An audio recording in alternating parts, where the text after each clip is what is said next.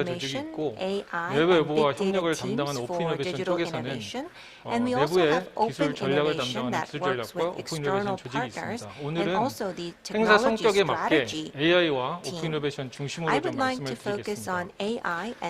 저희 AI 조직에서는